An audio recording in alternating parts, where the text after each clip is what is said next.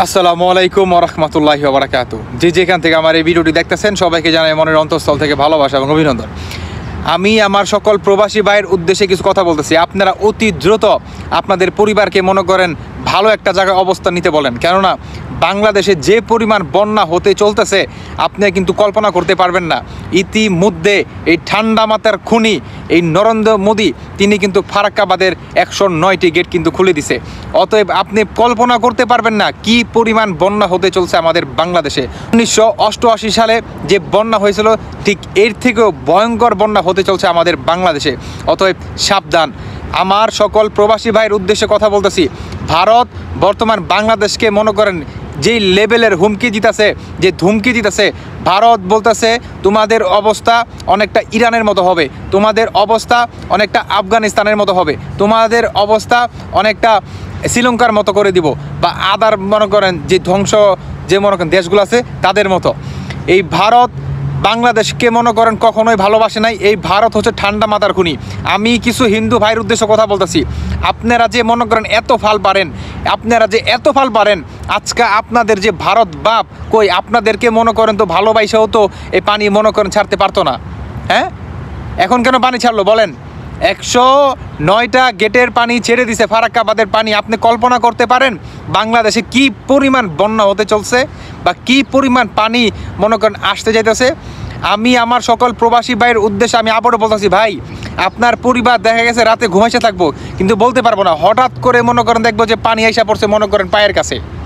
তখন কিন্তু মনে করেন বাচ্চা নিয়ে মনে করেন বা ফ্যামিলিকে নিয়ে বাসায় যদি বৃদ্ধ মা থাকে, বৃদ্ধ বাবা থাকে, বা আপনার যদি ওয়াইফ যদি প্রেগনেন্ট থাকে, বা আপনার বাচ্চা কাচ্চা যদি মনে করেন ছোটো থাকে, তারা কিন্তু কোথাও কিন্তু মনে করেন সরতে পারবে না, তারা কিন্তু কোনো একটা জায়গায় কিন্তু যেতে পারবে না, কারণ তাদের যাওয়ার মতো সেই সক্ষমতা বা সেই যাওয়ার মতো যে যানবাহন সেটা কিছুই পাবে না। কারণ তখন মানুষ সবাই বলবে ইয়া নফসি ইয়া নফসি, যে যেমন পাবে, যে যেমন পারে মনে করেন বাঁচতে পারবে ঠিক তেমনভাবেই মনে করেন বাঁচবে। কারণ এত রাতে বা ওই সময়ে কেউ আপনাদের হেল্প করার জন্য অতি দ্রুত কেউ কিন্তু আসতে পারবে না। অতএব আমি আমার সকল প্রবাসী ভাইয়ের উদ্দেশ্যে কথা বলতেছি, বাংলাদেশে হতে যাচ্ছে মনে করেন দ্বিতীয় মনে করেন বিশ্বযুদ্ধ। এটার জন্য আপনারা মনে করেন সবাই প্রস্তুত থাকেন। এবং সকল প্রবাসী ভাই আপনি আপনার পরিবারকে ভালো একটা জায়গায় অবস্থান নিতে বলুন, কেননা বাংলাদেশে যে পরিমাণ পানি হতে যাচ্ছে আপনি কল্পনাও করতে পারবেন না, আপনি কল্পনাও করতে পারবেন না। এই ভারত যবে থেকে মনে করেন শেখ হাসিনার মনে করেন পদত্যাগ হয়েছে ঠিক তবে থেকে এই ভারত বাংলাদেশের পিছনে লাগছে। আমি একটা কথা বলছিলাম না যে এই ভারত কখনোই বাংলাদেশের মনে করেন ভালো চায় না। মাওলানা ভাসানী সাহেব তিনি বলছিলেন যে ভারতকে যেই জাতি চিনবে সেই জাতি হবে বাংলা জাতির শ্রেষ্ঠ জাতি। এইটাই হচ্ছে সেই সময়। তারা এমনিতেই মনে করেন বলে যায় নাই যে ভারত হচ্ছে বাংলাদেশের সবচেয়ে বড় শত্রু। মাওলানা ভাসানী সাহেব তিনি কিন্তু এমনিই কিন্তু বলে যায় নাই, তার কথার একটা ভ্যালু আছে, সেটা কিন্তু এখন অক্ষরে অক্ষরে মনে করেন মিলে যাচ্ছে।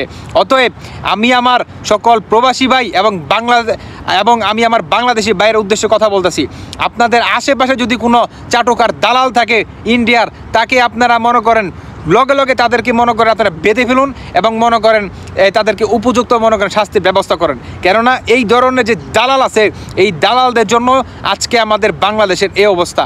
যবে থেকে এই স্বৈরাচারী শেখ হাসিনা মনে করেন পলাতক হয়েছে ঠিক তবে থেকে মনে করেন আমাদের মনে করেন বাংলাদেশকে নিয়ে ইন্ডিয়ার মনে করেন এত মাথা ব্যথা। আমি দেখতেছি 1971 সালে দেশটাকে আমরা যেভাবে স্বাধীন করছি, কিন্তু আমরা দেখতেছি যে আবারও পুনরায় এই ভারতের সাথে আমাদের যুদ্ধ করতে হবে। আমরা প্রস্তুত।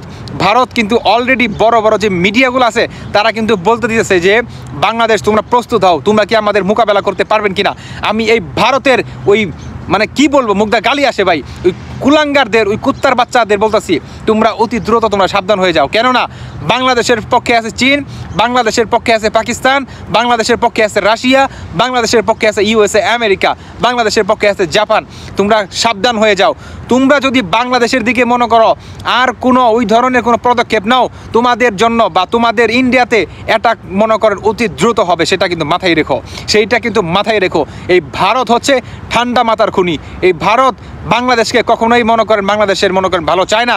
এই ভারত বাংলাদেশের ভালো চায় নাই বিদায় তারা কিন্তু পানিটা কিন্তু আগেও ছাড়তে পারতো। একটাবার ভাবেন পানিটা কি তারা আগে ছাড়তে পারতো না? যে নাকি এই স্বৈরাচারী শেখ হাসিনার পতন হইলো ঠিক তার কয়েকদিন পরেই মনে করেন সাথে 8 দিন যে হারা পারে নাই, ঠিক তখনই মনে করেন এই ভারত মনে করেন পানি দিয়ে মনে করেন বাংলাদেশকে মনে করেন এত বড় একটা মনে করেন সাজা দিতে মনে করেন যাইতেছে।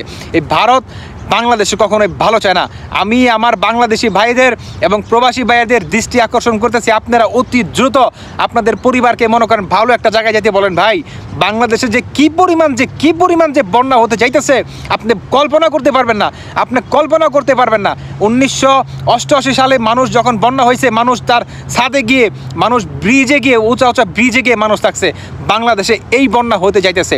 অতএব অতি দ্রুত ভাই আপনারা বাংলাদেশে যে যেখান থেকে এই ভিডিওটা দেখতেছেন, আপনারা ভিডিওটা সবার মাঝে ছড়াই দেন। আমি আমার সকল প্রবাসী ভাইয়ের উদ্দেশ্যে বলতেছি, আপনারা যেখান থেকে এই ভিডিওটা দেখতেছেন, আপনারা ভিডিওটা অতি দ্রুত ছড়াই দেন। কেননা বাংলাদেশে খুব জঘন্যভাবে, খুব ভয়ানক মনে করেন বন্যা হতে চাইতেছে।